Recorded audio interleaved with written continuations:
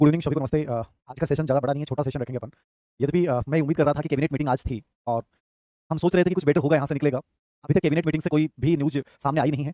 उम्मीद करते हैं कुछ बेहतर निकल के आएगी, शायद हो सकता है अपने सेशन के दौरान हो जाए। सवा 9 बजे होनी थी इनकी प्रेस कॉन्फ्रेंस, लेकिन अभी तक तो कुछ निकल के आया नहीं है। शायद लिखा जा रहा होगा, क्या हो रहा है क्या नहीं हो रहा है। पर मुझे लगता नहीं कि इसके अंतर्गत कोई वैकेंसीज़ को लेकर निर्णय होगा, ये मुझे कम लग रहा है। क्योंकि वैकेंसीज़ को लेकर निर्णय की स्थिति होती है कि जब विधि विभाग की स्वीकृति मिल जाती है, उसके बाद संबंधित संस्था को ये लोग भेजते हैं, कार्मिक विभाग से वहाँ सूचना जाती है कि नहीं जाती है, वो चीज़ें हैं। अब 2-4 बिंदु हैं जिन पे मैं चर्चा करना चाहूँगा बड़ी संक्षिप्त में, ठीक है। पहली चीज़, आचार संहिता लगने वाली है, तो हो सकता है आपके मन में नकारात्मकता आ रही हो कि सर अब क्या होगा? आचार संहिता लग जाएगी, उसके बाद वैकेंसी तो नहीं आ सकती और वास्तव में यही होता है कि नई वैकेंसी की घोषणा नहीं हो सकती। तो आचार संहिता 6 अक्टूबर को लगने के पूरे चांसेस हैं, क्योंकि अभी चुनाव आयोग आज राजस्थान का दौरा करके और कल से तेलंगाना जाएगा और तेलंगाना में 3 दिन बाद में, ठीक है, यानी 6 तारीख को चुनाव आयोग की दिल्ली में महत्वपूर्ण बैठक होगी और बैठक के दौरान 99.99% चांस होते हैं कि उसी दिन जो है वो चारों राज्यों के चुनाव की घोषणा हो जाएगी और उसी के साथ आदर्श आचार संहिता लागू हो जाएगी। अब आदर्श आचार संहिता लागू होने के बाद नई वैकेंसियों की घोषणा विज्ञप्ति नहीं आ सकती, उसके लिए चुनाव आयोग की आपको परमिशन लेनी पड़ती है। जहां तक ऑलरेडी जिनके परिणाम आ रहे हैं, परिणामों में कोई दिक्कत नहीं होती है, परिणाम इस दौरान भी जारी किए जा सकते हैं। हाँ, नियुक्तियों को लेकर ये होता है कि चुनाव आयोग से परमिशन लेनी पड़ती है और अमूमन चुनाव आयोग इस चीज को लेकर परमिशन दे देता है, क्योंकि वो प्रक्रियाधीन भर्तियां हैं। तो जो ऑलरेडी प्रक्रियाधीन भर्तियां चल रही हैं उसको लेकर किसी बच्चे को तनाव नहीं लेना चाहिए। सबसे बड़ी समस्या ये आएगी कि जो बच्चे इंतजार कर रहे थे और जिनकी वित्तीय स्वीकृति मिली हुई है, उन पदों का ये आने वाले 4 दिन में निकाल पाएंगे कि नहीं निकाल पाएंगे, ये बड़ा यक्ष प्रश्न है।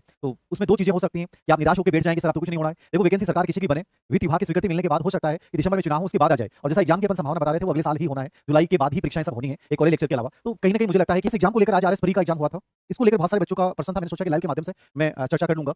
आरएस परी का एग्जाम हुआ, सिंपल सी बात है कि अधिकतर जो पेपर आया है वो आर्थिक समीक्षा, राजस्थान सरकार की योजना, करंट जिसने बहुत अच्छे से पढ़ लिया, और बाकी चाहे वो हिस्ट्री के प्रश्न हो, ज्योग्राफी के प्रश्न हो, चाहे राज्यव्यवस्था के प्रश्न हो, सभी के सभी ऑल क्वेश्चन पेपर से पूछे गए हैं। मतलब आरएस परी के नाम पे यदि आप कोचिंग करते हैं तो ये पहले से तय है कि कोई जरूरत ही नहीं होती है। सेल्फ स्टडी करने वाला बच्चा जिसने ऑलरेडी शिक्षक भर्ती की प्रिपरेशन की थी, तैयारी की थी, वो बच्चा लगभग सिलेक्ट हो रहा है आरएस परी में। मेरे पास बहुत सारे बच्चों का फीडबैक आया कि सर बिना तैयारी के 2 या 3 दिन हमने पढ़ा करंट और हमारे बहुत अच्छे पर्सन सही हो रहे हैं, 90 100 110 तक जा रहे हैं। तो कहीं ना कहीं मैं आपको पहले भी कहता रहा हूं, सेल्फ स्टडी एक बेस्ट ऑप्शन होता है और जीके में कभी भी किसी कोचिंग की मार्गदर्शन की जरूरत ही नहीं होती है। वहां आपको ओल्ड क्वेश्चन पेपर निकालने होते हैं, खुद पढ़ना होता है और सही नियमित तरीके से आप करते हैं तो आरएस परी को आराम से निकाल लेते हैं। अब आपके सामने प्रश्न आता है कि सर एग्जाम तो हो गया, जैसे भी हमने कोचिंग की या सेल्फ स्टडी की जो भी की, यहाँ पे मेरे पास जो बच्चों का फीडबैक आया है वो मेरे पास अधिकतर बच्चों के फीडबैक के आधार पर मेरा अनुमान बता रहा हूँ, कुछ विद्वानों से चर्चा करने के बाद मेरा अनुमान बता रहा हूँ कि जिस बच्चे के 90+ % सही है उस बच्चे को आरएस मेंस की तैयारी शुरू कर देनी चाहिए बिना किसी चीज का इंतजार किए। ठीक है, कोई वेट नहीं करना है। 90+ जिस बच्चे के पर्सन सही है, ओबीसी और जनरल वाला बच्चा, रिजर्व कैटेगरी वाला बच्चा थोड़ा और डाउन मान सकता है, लेकिन 90+ वाला वो है जहां चोटी है कि आपको इंतजार नहीं करना है कि सर मेरा होगा कि नहीं होगा, बस एक ही चीज का इंतजार करना है कि मेंस को लेकर क्या बेहतर रणनीति अपनाई जाए। और मेंस जो एग्जाम होती है, याद रखना, वो हमेशा लेखन स्किल का है आपका। तो लेखन स्किल आपका बहुत गजब का है, राइटिंग स्किल बहुत गजब का है, एनालिटिकल योग्यता बहुत बड़ी अच्छी तरीके से, प्रश्नों को समझना और कितने अच्छी भाषा में आप आंसर देते हो उसके ऊपर आरएस मेंस का एग्जाम डिपेंड करता है। तो इसके लिए आप चाहें तो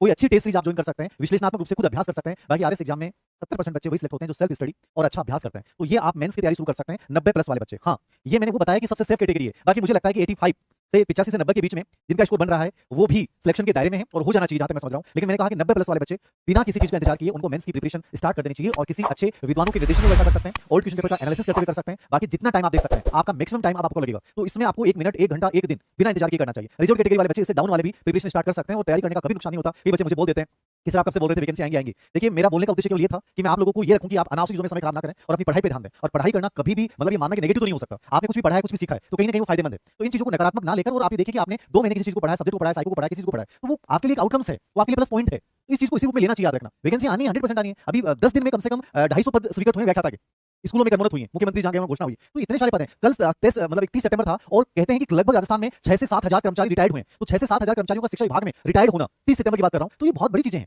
वैकेंसी आनी है, इंतजार क्यों? हो सकता है 2 महीने 1 महीने बाद आ जाए, हो सकता है 2 दिन बाद आपके सामने विज्ञापन आ जाए। तो आज की कैबिनेट मीटिंग से भी हमें बहुत कुछ मिलेगा। अभी क्या पता आ जाए उसका, कुछ आप लोग बता दें मुझे, पर जो भी है। तो ये आरएस प्री को लेकर मेरा एनालिसिस है। उम्मीद करता हूं कि आप इस चीज को मानेंगे और आगे बढ़ेंगे। और जिनका कम स्कोर रहा है, हो सकता है इससे कम भी रह जाए, लेकिन मेरे पास जो आंकड़े आए उसके अकॉर्डिंग मैंने ये बताया है 85 से 90 नंबर वाले बच्चे प्रिपरेशन स्टार्ट कर सकते हैं, 90+ वाले बच्चे 100% जो है वो इसको लग जाए। याद रखना, तो ये एक सेफ सिचुएशन है आरएस